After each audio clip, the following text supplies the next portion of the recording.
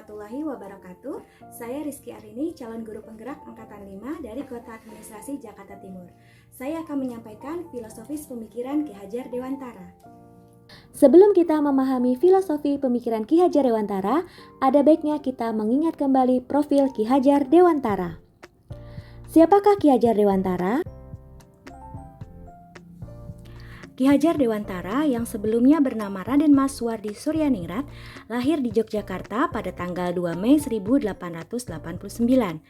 Ia berganti nama pada usia 39 tahun. Hal ini dimaksudkan supaya ia dapat bebas dekat dengan rakyat baik secara fisik maupun hatinya. Dialah pendiri Perguruan Tinggi Nasional Taman Siswa yang didirikan pada 3 Juli 1922. Raden Mas Suwardi Suryaningrat berasal dari lingkungan keluarga Kadipaten Pakualaman, putra dari Gusti Pangeran Harya Suryaningrat dan cucu dari Pakualam ketiga. Ia menamatkan pendidikan dasar di ILS, Sekolah Dasar Eropa atau Belanda, kemudian sempat melanjutkan pendidikannya ke Stovia, Sekolah Dr. Bumi Putra, tetapi tidak sampai tamat karena sakit. Kemudian ia bekerja sebagai penulis dan wartawan di beberapa surat kabar, antara lain Sedio Tomo, Midden Java, The Express, Utusan Hindia, Kaum Muda, Cahaya Timur, dan Pusara. Sejak berdirinya Budi Utomo tahun 1908, ia aktif di seksi propaganda untuk mensosialisasikan dan menggugah kesadaran masyarakat Indonesia mengenai pentingnya persatuan dan kesatuan dalam berbangsa dan bernegara. Itulah penggalan profil tentang Ki Hajar Dewantara. Baik, sekarang apa definisi pendidikan menurut Ki Hajar Dewantara? Ki Hajar Dewantara membedakan kata pendidikan dan pengajaran dalam memahami arti dan tujuan pendidikan. Menurut Ki Hajar Dewantara, pengajaran adalah bagian dari pendidikan.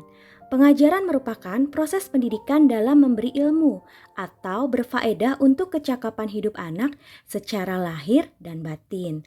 Sedangkan pendidikan memberikan tuntunan terhadap segala kekuatan kodrat yang dimiliki anak agar ia mampu mencapai keselamatan dan kebahagiaan yang setinggi-tingginya baik sebagai manusia maupun sebagai anggota masyarakat. Jadi menurut Ki Hajar Dewantara, pendidikan dan pengajaran merupakan usaha persiapan dan persediaan untuk segala kepentingan hidup manusia, baik dalam hidup bermasyarakat maupun hidup berbudaya dalam arti yang seluas-luasnya. Bagaimana implementasi pemikiran Ki Hajar Dewantara sesuai dengan konteks diri anak dan sosial budaya? Yuk kita simak. Dalam proses tumbuh kembangnya seorang anak, Ki Hajar Dewantara memandang adanya 3 pusat pendidikan yang memiliki peranan besar yang disebut Tripusat Pendidikan. Tripusat Pendidikan mengakui adanya pusat-pusat pendidikan, yaitu pertama pendidikan di lingkungan keluarga. Keluarga adalah pusat pendidikan yang pertama dan terpenting.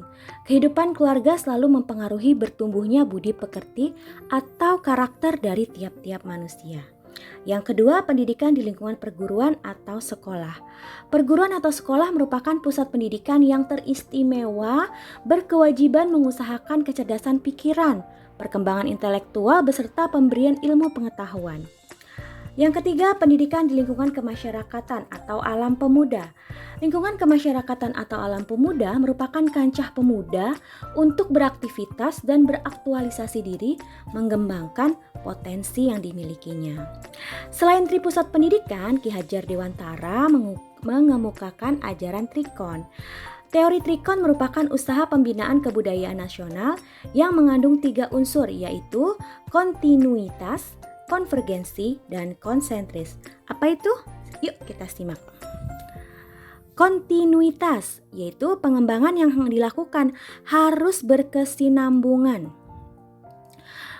Dilakukan secara terus-menerus dengan perencanaan yang baik. Yang kedua, konvergensi.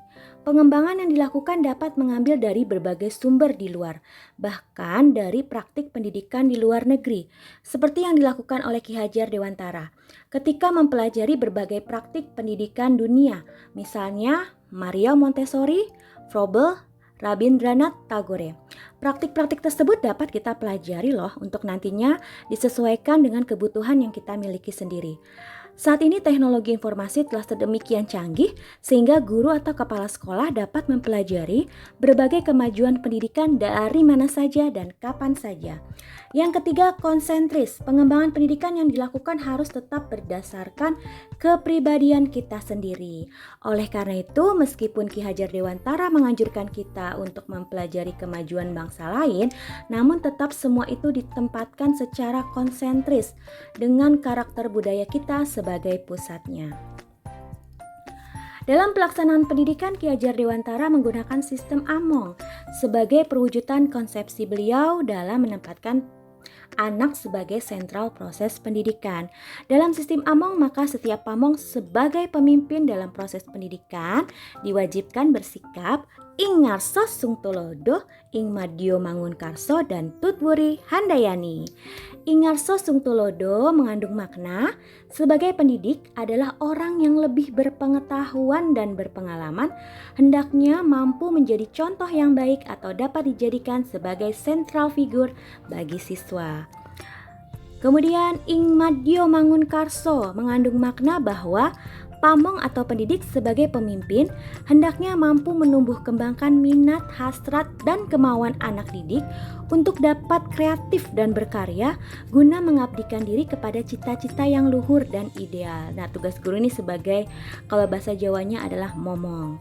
Kemudian yang terakhir, tutwuri handayani.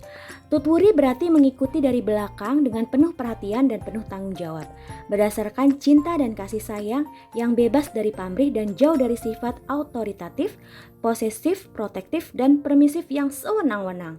Sedangkan handayani berarti memberi kebebasan, kesempatan dengan perhatian dan bimbingan yang memungkinkan anak didik atas inisiatif sendiri dan pengalaman sendiri supaya mereka berkembang menurut garis kodrat pribadinya. Kalau bahasa Jawanya disebut ngemong.